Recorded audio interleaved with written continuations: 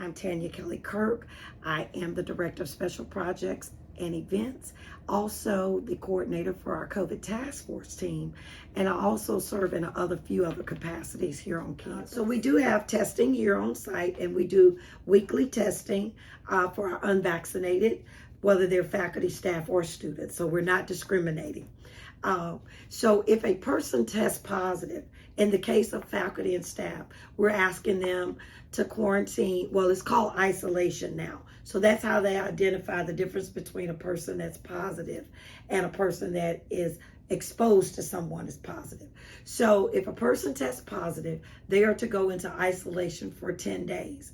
We do have some safe spaces on campus, but we've also identified a local hotel here in the community that had worked with us last year when we had the issue with COVID. And so they've been working with us this year with COVID. So we have the local hotel, and then we also have some spaces that we've identified as safe places for students to isolate. If a student is exposed to someone that was tested positive, if they've been vaccinated, CDC says that they don't necessarily have to quarantine for 3 days, but if they've been vaccinated, but they are to test within 3 days after their initial test.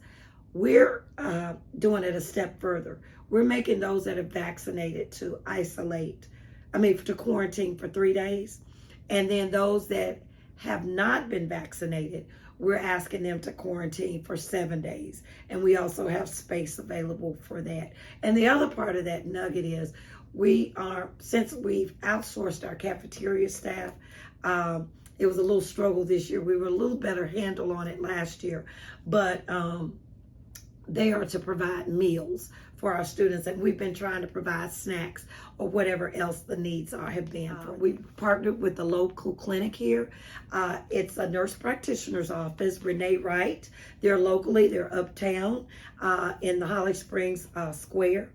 And they come every Friday, with the exception of this Friday. They will not be here this Friday, but they come every Friday from 9:30 to 1, and they offer the Moderna and well as the Pfizer. The primary is the Pfizer because your time between your next dose is shorter. It's only 21 days. But if you receive the Moderna, some people prefer the Moderna.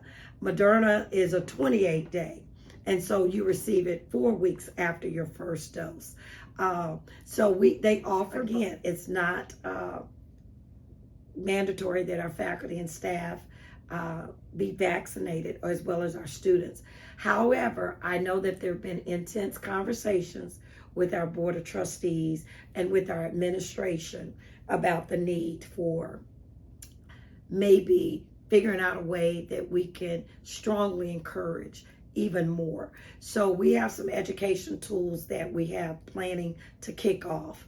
And so as a matter of fact, I just sent it to the president on yesterday, some tools and activities that we can probably implement through our residential housing programs, through our Greek Life program, through Greek Life, where we can give education tools to encourage students and dispel some of the myths of COVID-19, and as well as the vaccination. And, I teased some of the students that recently got vaccinated to say to them, did you grow a third eye? Did you grow an extra limb? And they were like, no, the only thing I experienced, my arm was sore, or I was a little fatigued for about a day. But other than that, I feel great. And so they said, I don't know what I was thinking. I don't know why my mind was playing tricks on me not to get vaccinated. I feel good about it. And then the next question they say, when is my next shot due? So that has been the excitement for those that were really adamant about not getting it. They are, they're now seeing nothing is going to happen to me for vaccination. And like I try to also tell students, you were vaccinated before you can even go to elementary school.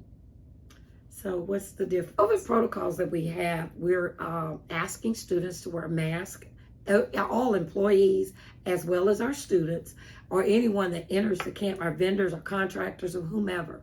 We're asking them to wear masks indoors, whether they're vaccinated or not. We're asking people to social distance in classrooms or even in indoor settings. Even when outside, because of this new Delta variant, we're still asking people where they can to social distance.